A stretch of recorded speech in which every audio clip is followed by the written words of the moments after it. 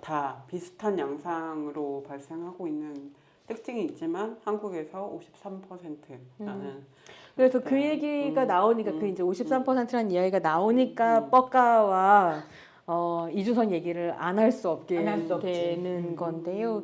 어쨌든 간에 이제 이 딥페이크가 MBC 보도를 통해서 처음으로 이제 보도가 되고 이제 난리가 났죠. 다 너무 네, 충격을 네. 받았으니까요. 특히나 이제 SNS를 중심으로 젊은 청년 여성들이 이거 너무 두렵다라고 하는 거 이제 이야기를 하기 시작했고, 근데 그래서 그럴 때 이제 사이버 레카들이 하는 일이라고 하는 건 여성 혐오를 상품으로 삼아 돈을 버는 애들이니까요.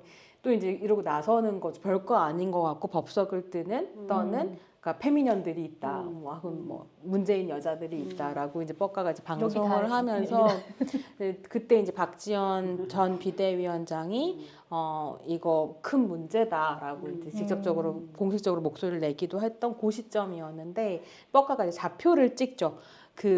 이거 딥페이크 무섭다라고 얘기한 여성 유저들을 다 이렇게 캡처 같은 걸 떠가지고 가서 이제 죽을 때까지 괴롭혀라 좌표를 찍습니다. 얘들 문제다 이제 이렇게 얘기하는 거죠. 그래서 한바탕 또 뒤집어졌었는데요. 그때 뻑가가 했었던 이야기가 뭐냐면 한겨레 같은 데서 22만 명이라고 숫자 뻥튀기 하고 있다. 실제로 텔레그램의 한국인 유저들은 0.33%이기 때문에 700여 명 정도일 거다라는 얘기를 그 방송에서 해요. 그 다음날 이준석이 가왕리에 가서 산술적으로 봤을 때 22만 명 아니고 0.33%이기 때문에 한국인들은 700여 명일 것으로 추정된다는 얘기를 하거든요. 선우가 이렇게 됐던 거거든요. 저는 그래서 이준석이 먼저 근데 했는데. 사실은 그게 뻑가마를 받아 쓴 거죠. 그러니까 엠팟 같은 문제였네요. 데서 그러니까 남초 커뮤니티에서 0.33이라고 떠들었고 뻑가 받아 아는 거고 그게 어느 경로가 되었든 이준석이 산술적이라고 하는 굉장히 우아한 표현으로 인용했지만 근거는 여기였다라고 하는 거죠. 뻑가였다. 그래서 사실은 그게 이제 너무 큰 문제가 됐기 때문에 그리고 실제로 여성들을 괴롭히라고 좌표를 찍은 상황이었기 때문에 이 딥페이크 문제가 심각하다는 것에 동조하지 않을 수 없었던 유튜브가 이제 뭘 하냐면 뻑가의 수익을 결산하는 것을 막게 되죠. 그랬을 때 제가 그 생각했거든요. 야, 그러니까 사실은 정치회장에서 이준석은 정치 문법으로 똑같은 얘기하고 뻑가는 사이버 레카장에서 사이버 레카의 문법으로 얘기했는데 이거 수익 제재 당하면 이준석은 왜 제재 안 당해 이 생각 하고 있었거든요. 그렇죠. 근데 뻑가가 그 얘기해요. 나는 수익 제재 받았는데 나 이준석이랑 똑같은 얘기한 건데 왜 이준석은 왜? 보다는 뭐 나는 왜에 가깝죠. 사실은 그런 상황들이 벌어지면서 이제 여러 가지들을 이제 좀 고민하게 되는. 네, 그걸 가지고 우리는 그걸 플랑을 만들어야 돼. 뻑가도 수익 규제, 이준석도 의원 박탈, 이런 걸 걸어야 돼. 근데 문제는 뭐냐면 이제 그렇게 얘기하면서 굉장히 트리키한 표현을 써요. 과방위에서. 그러니까 말하자면 이거 뭐 텔레그램 규제하는 방법밖에 없을 텐데 그게 이제 제일 문제적인 파트긴 하죠. 그럴 텐데 우리가 텔레그램 규제할 수 있냐? 과도한 말하자면 표현의 자유라든지 아니면 기술 규제로 가면 안 되지 않겠냐? 그러니까 이런 식의 아사모사한 말을 하고 그 다음부터 이제 개혁신당이 끊임없이 이 딥페이크 문제에 대한 이준석의 발언을 쉴드 치는 방식이 이런 거거든요. 이렇게 규제하자 뭐 하자라고 얘기하면 결과적으로 카카오톡 같은 국내 기업들만 규제 들어가지 텔레그램은 막지도 못한다. 바로 그 얘기가 기소 같은 자율규제 규제 얘기에서 계속 하는 얘기예요. 이준석과 천하람이 비난을 피해가려고 하는 말과 고민을 담은 말을 똑같다고 얘기해도 될까요?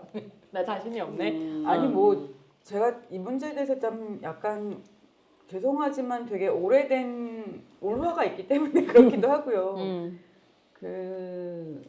네, 죄송해요. 똑같지 않습니다. 똑같지 않고요. 똑같지 않고 의도가 다르고 결과에 대한 목표가 다르기 때문에 똑같지 않습니다. 그런데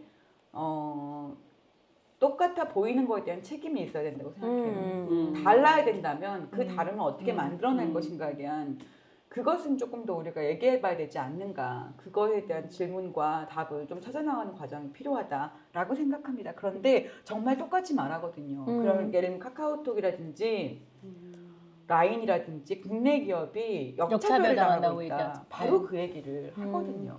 그리고 실제로 그것이 유튜브라든지 텔레그램은 규제하지 않고 이 국내 기업 규제만 올려서 경쟁력을 더 떨어뜨렸다.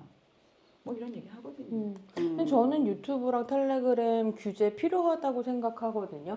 저는 한편으로는 그러니까 미디어 연구자로서 되게 오랫동안 가지고 있었던 생각 중에 하나는 미디어는 죄가 없다였어요. 테크놀로지는 죄가 없다. 그거를 활용하는 사람들의 문제다라는 게 저의 고민이었거든요. 근데 그 고민은 사실 한편으로는 뭐하고도 비슷하냐면 미디어가 우리를 해방시켜 줄 것이라는 유토피아적인 관점을 제가 오랫동안 가지고 있었어요. 그게 제 정체성이 트위터리안이었던 이유기도 하고 뭐 자스민 혁명이라든지 이런 것들을 보면서 그렇지 역시 뉴미디어는 해방의 툴이 될 수 있을 거야.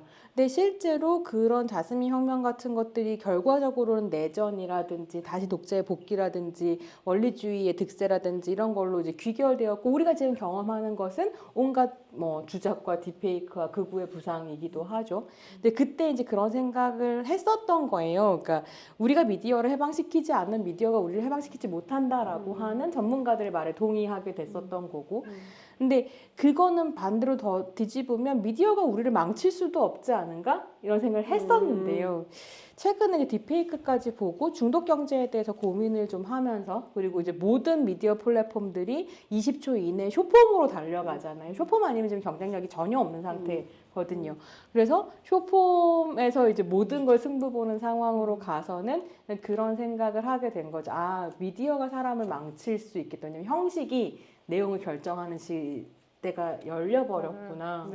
그러면 미디어 규제 필요하고 결과적으로는 러다이트주의자가 되고 싶은 것은 아닌데 어떻게 하면 과도한 테크놀로지를 기꺼이 줄이자고 얘기할 수 있을 것인가에 대한 고민이 있어요. 날씨가 이상해와 함께. 그죠, 맞아요. 그래서 그런 얘기가 가능할까? 이런 생각이 좀 들긴 하죠. 약간 기술의 발전을 뭔가 자연현상처럼 우리가 얘기하는 그 막을 수 없고 너무나 당연한 것이고 이렇게 얘기하는데 너무 익숙하기 때문에 오랫동안 거기에 고정돼 있었던 것 같아요. 근데 사실 기술 발전은 사람이 하는 거고 자연현상이 아니잖아요. 그냥 자연스럽게 되는 게 아니기 때문에 저는 저 역시도 좀 규제를 해야 된다. 지금 이 상황에서는 규제를 해야 되고 특히나 플랫폼 기업들이 좀 할 필요가 있지 않나라는 생각을 또 하는데요.